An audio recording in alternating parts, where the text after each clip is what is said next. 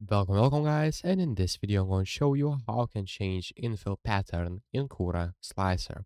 So basically what you need to do is click on this drop down menu, and right here you'll see infill density and infill pattern.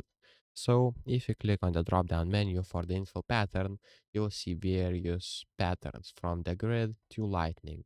So basically you can choose these patterns and you can choose infill density right here, and after that just slice it, and I'll show you one tip. So basically after you slice your model, just click preview, and right here check if everything looks right, because sometimes it ends on the infill pattern, so that means it is wrong infill pattern. So basically you'll need to choose the right infill pattern to end this layer perfectly good.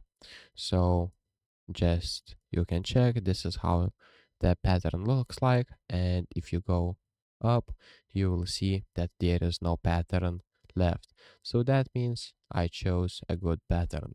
So if this video was helpful, please make sure to subscribe to Guide to Everything, comment down below for the algorithm, and see you in the next one. Peace.